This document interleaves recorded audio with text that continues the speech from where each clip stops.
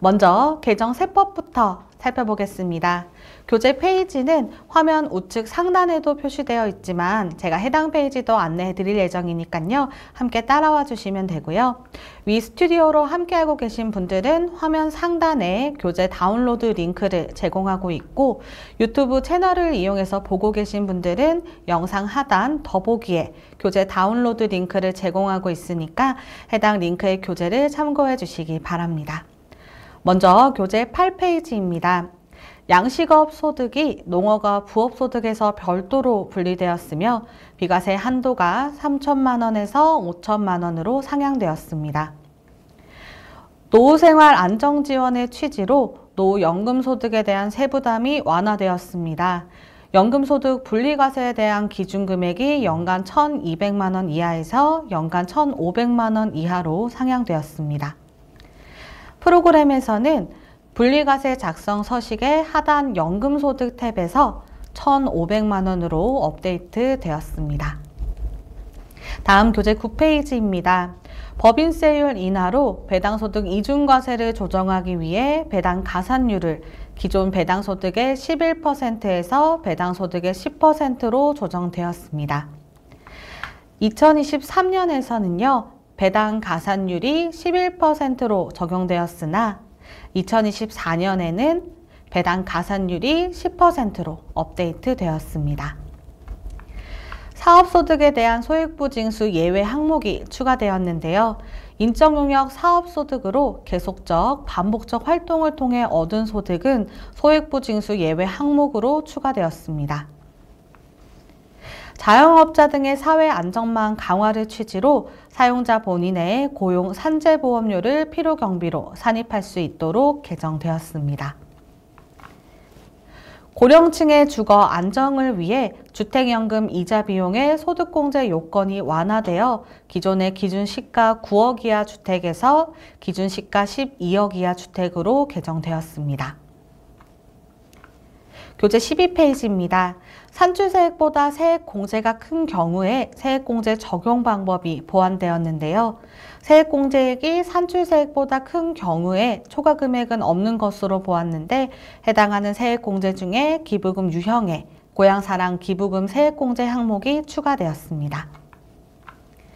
출산 양육 부담 완화의 취지로 기업의 출산지원금 비과세 한도가 폐지되었습니다.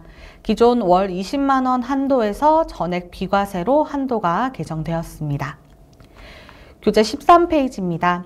방금 전 개정된 기업 출산지원금 비과세 개정 내용에 해당 비과세에 제외되는 특수관계자 범위가 신설되었습니다. 또한 출산지원금 지급 횟수도 신설되었는데요.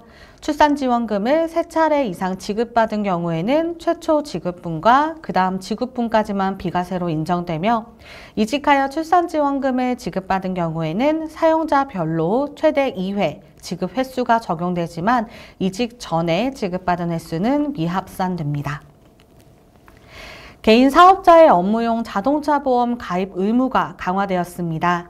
기존에는 성실신고 확인 대상자와 전문직 업종 사업자가 대상이었으나 전체 복식부기 의무자로 가입 의무 대상이 확대가 되었으며 가입 대상자가 업무용 자동차 보험에 가입하지 않은 경우 기존에는 업무용 승용차 관련 비용의 50%를 필요경비로 인정받을 수 없었으나 100% 전액 필요경비로 인정받을 수 없도록 강화되었고요.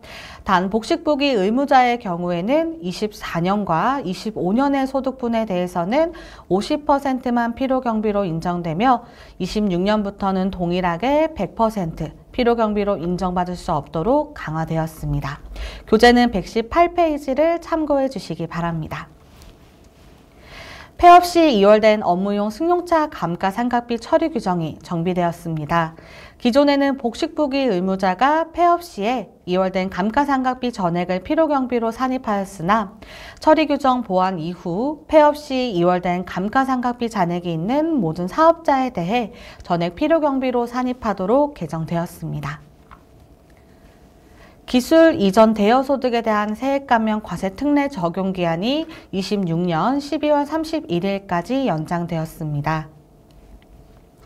그에 따라서 지역 특구 세액 감면 적용 기한도 2025년 12월 31일까지 연장되었습니다. 영상 콘텐츠 제작 비용 세액 공제의 공제율에 대해 기본 공제율이 상향되었고 추가 공제가 신설되었습니다. 추가 공제 요건이 전체 촬영 제작 비용 중에 국내 지출 비중이 80% 이상이어야 하고 아래 요건 4가지 중에 3개 이상이 충족되어야 추가 공제가 가능합니다. 프로그램에서는 영상 콘텐츠 제작 비용 세액 공제 세액 계산서 메뉴에 추가 요건 명세서 탭이 새롭게 추가되었습니다.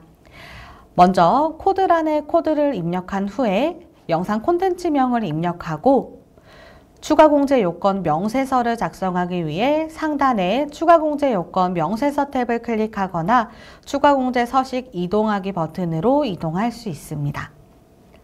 이후 추가 공제 요건 명세서 탭에서는 추가 공제 내역을 작성한 후에 다시 공제세액 계산서 탭을 클릭하거나 공제세액 이동하기 버튼을 클릭하여 이동을 해주시면 됩니다. 추가 공제 금액 사용 버튼으로 해당 란을 활성화한 뒤에 추가 대상 금액 불러오기 버튼을 클릭해서 작성한 금액을 불러올 수가 있습니다. 그럼 불러온 금액은 세액 공제 대상 금액 란으로 추가 공제 금액이 반영됩니다. 해외 자원 개발 투자 세액 공제가 신설되었으며 투자 또는 출자액의 3%를 공제받을 수 있습니다. 그리고 국가 등의 보조금 등을 통한 세제 지원 배제 대상 항목으로도 해외 자원 개발 투자 세액 공제가 추가되었습니다. 다음 교재 17페이지입니다. 소상공인의 임차료 부담 경감의 취지로 상가 임대료 인하로 인한 세액 공제 적용 기한이 2023년에서 24년까지로 연장되었습니다. 기회발전 특구 창업기업에 대해 세액 감면이 신설되었습니다. 감면율은 소득이 발생한 과세연도부터 5년간은 100% 전액 감면되며 이후 2년간은 50%만 감면됩니다. 이때 최저한세는 감면 50% 기간에만 적용됩니다. 그리고 감면 한도는 2가지 항목을 더해야 하는데요. 투자 누계액의 50%와 상시근로자 수당 1,500만 원을 계산한 금액이 감면 한도로 적용됩니다. 성실사업자에 대한 의료비, 교육비, 월세 세액공제 적용 기한이 2026년 12월 31일로 연장되었습니다. 그리고 기존의 결혼세액공제로 불렸던 공제가 해당 법이 공포되며 혼인에 대한 세액공제로 명칭이 변경되었으며 혼인신고를 한 해에 50만 원 공제가 가능합니다. 방금 혼인에 대한 세액공제에 이어서 혼인무효 시 혼인 세액공제에 대한 가산세와 이자 상당액이 신설되었습니다. 혼인무효가 확인된 신혼부부의 경우 무효 확인 소송이 확정된 후 3개월 이내에 수정신고 또는 기한 후 신고를 하는 경우 기존에 받았던 혼인에 대한 세액 공제에 대한 가산세가 면제됩니다. 그리고 가산세가 면제되더라도 이자 상당액은 납부해야 하는데요. 이자 상당액은 공제받은 금액에 대해 종합소득 산출세액 신고기한 다음 날부터 수정신고 등을 한 날까지 기간에 대해 1일 이자율 0.02%를 적용합니다. 농어촌 특별세 유효기간이 10년 연장되어 2034년 6월 30일까지 연장되었습니다. 그리고 농특세 비과세 대상의 혼인세액 공제가 비과세 대상으로 추가되었습니다. 마지막으로 국세징수법 개정 사항으로 특별재난지역 납부기한 연장 등 특례 적용 대상이 확대되어 특별재난지역에서 부상 등 피해를 당한 개인 사업자가 납부기한 연장 및 납부 고지유예 대상으로 추가되었습니다. 그리고 개정된 내용은 아니지만 프로그램에서 업데이트된 메뉴 및 기능에 대해 안내드리도록 하겠습니다. 기초 데이터 검토 메뉴에요. 대손 충당금 개정 검토와 퇴직연금 등 검토 부분이 추가가 되고 퇴직급여 등 검토는 기능이 개선되었습니다. 상단에 검사 시작으로 회계 데이터를 불러와서 조정 서식에 반영할 데이터를 집계하고 조정 반영을 클릭해서 적용하실 수 있습니다. 그럼 앞서 기초 데이터 검토 메뉴에서 검토한 내용을 대손 충당금 및 대손금 조정 명세서 메뉴에서 상단에 사전 검토 불러오기 기능으로 데이터를 반영할 수 있고요. 그리고 사전 검토 불러오기 기능은 퇴직연금 부담금 조정 명세서 메뉴에도 우측에 사전 검토 불러오기로 데이터를 반영할 수 있습니다. 그리고 조정 후 수익금액 명세서 메뉴에서 차액 금액을 기존에는 직접 입력하였으나 차액 내역에서 설정 기능을 통해 불러오기 조건을 설정해서 차액 금액을 전표에서 불러올 수 있도록 기능이 추가되었습니다. 농특세 감면세액 합계표 메뉴에서 새로 불러오기 시에 전에는 소득공제분 감면세액만 불러왔던 부분이 농특세 대상 세액 감면과 세액 공제까지 불러오도록 개선되었습니다. 그리고 회계관리 메뉴에 주요 경비 반영 시뮬레이션 메뉴를 새로 지원하여 신고서 작성 전에 부가세 신고한 금액과 소득 금액, 그리고 급여 신고 현황을 한눈에 확인할 수 있도록 업데이트 되었습니다. 그리고 다음 업데이트 사항은요, 여러분들이 반가워할 만한 업데이트 기능인데요.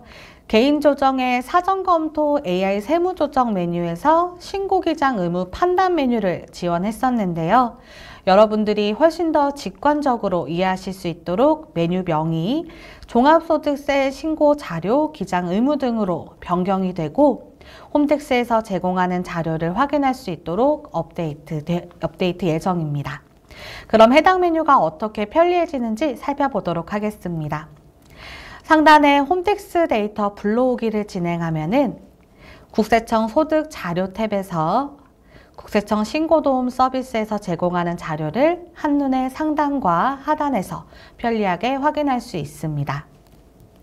그리고 세무회계 사무소에서는 수임처 인증만으로는 개인 지급명세서 내역을 불러올 수 없기 때문에 국세청 간소화 자료 입력 종소세 메뉴에서 간소화 PDF 업로드를 먼저 해놓으면요. 부양가족 자료 탭에서는 소득공제 신고서 메뉴에 입력된 부양가족 정보가 실시간으로 반영되어 확인할 수 있고 연말 사업 간소화 PDF 탭에서는 간소화 PDF의 기본 공제 내역과 소득공제 신고서와 간소화 PDF 자료의 소득금액 초과 여부에 대해 비교 내용도 확인할 수 있고 부양가족별로 연말정산 지출 자료도 확인할 수가 있습니다. 이렇게 편리하게 수집하고 업로드한 데이터는 종합소득세 신고서 상단에 홈택스 자료 불러오기로 간편하게 불러와서 신고서 작성에 활용할 수 있는데요. 홈택스 자료 불러오기를 하게 되면 종합소득세 신고 자료 기장 의무 등 메뉴에 반영된 자료를 적용할지에 대한 팝업 메시지가 조회가 되고 확인 버튼을 클릭하면 종합소득세 신고서 상단과 하단의 내역까지 자동으로 작성이 됩니다. 그리고 업로드한 간소화 PDF 자료를 통해서 소득공제는 물론이고 기납부 세액까지 한 번에 가져와서 정말 쉽고 빠르게 신고서를 작성할 수가 있습니다. 오프라인 교육 때 해당 기능을 소개해드리니 반응이 너무 좋아서 저희도 실제 화면을 보여드릴 수 있도록 준비를 했는데요. 개인 조정의 사전 검토 AI 세무 조정에서 다음과 같이 종합소득세 신고 자료조회, 기장 의무 등 메뉴로 메뉴명이 변경이 되었고요. 해당 메뉴를 실행해서 앞서 설명드렸던 것처럼 이 메뉴 상단에 홈택스 데이터 불러오기로 홈택스 신고도움 서비스 자료를 수집할 수 있고 수집 후에는 각 탭을 클릭해서 수집된 자료를 확인할 수 있습니다. 이 메뉴는 사업자 등록 번호가 있는 사업자들만 지금과 같이 종합소득세 신고자료 조회 메뉴에서 활용해 주시면 되고 사업자 등록 번호가 없는 프리랜서와 같은 사업소득자분들은 나하고 가입을 통해 종합소득세 신고 관리 메뉴에서 소득 자료와 연말정산 자료까지 한 번에 확인해서 편리하게 신고서를 작성할 수 있습니다. 나하고 종합소득세 신고 관리 활용 방법은 조금 이따 보여드리도록 하겠습니다. 종합소득세 신고자료조회 메뉴는 금일 저녁 업데이트 예정이니까요. 조금만 기다려주시면 활용해 보실 수 있습니다.